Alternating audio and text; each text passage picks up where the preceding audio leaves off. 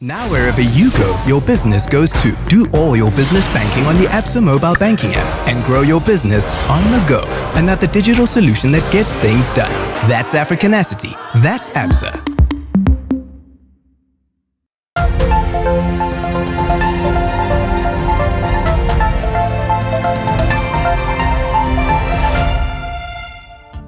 La dette publique correspond à l'ensemble des engagements de l'État pris sous forme d'emprunt.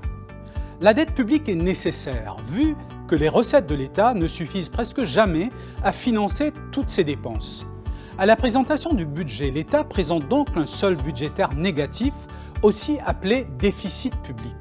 L'État émet des titres, bonds en anglais, et n'emprunte généralement pas auprès d'une banque, comme l'aurait fait un ménage. À court terme, la dette publique est un bon moyen pour les pays d'obtenir des fonds supplémentaires pour investir dans la croissance économique. Utilisée correctement, la dette publique améliore le niveau de vie dans un pays. Il permet au gouvernement de construire de nouvelles routes et de nouveaux ponts, d'améliorer l'éducation et la formation professionnelle et de verser des pensions. Cela incite les citoyens à dépenser plus au lieu d'épargner. Ces dépenses contribue à stimuler la croissance économique. Mais le revers de la médaille, quand elle est mal utilisée, la dette peut engendrer des risques pour l'économie.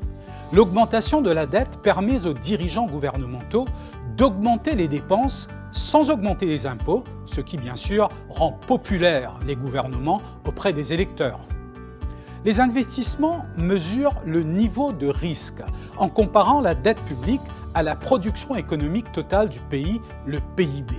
Ce ratio donne une indication de la capacité d'un pays de rembourser sa dette.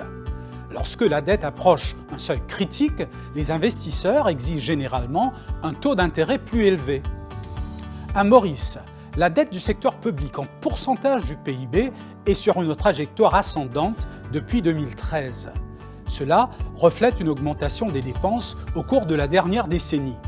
Selon les dernières estimations, au 31 mars 2021, publiées dans le dernier rapport du Fonds monétaire international, en termes bruts, la dette publique à Maurice s'élèverait à 91,3% du PIB par rapport à 84,3% l'année dernière.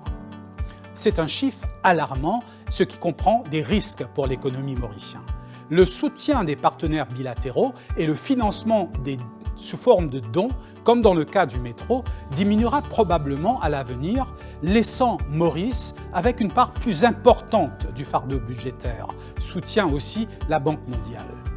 Une fois que Maurice sortit de la pandémie, le gouvernement devrait préparer des plans d'assainissement budgétaire pour stabiliser la dette à moyen terme, soutient la Banque mondiale.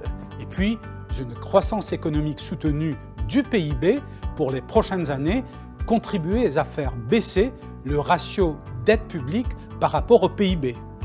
Merci et à bientôt pour une nouvelle édition.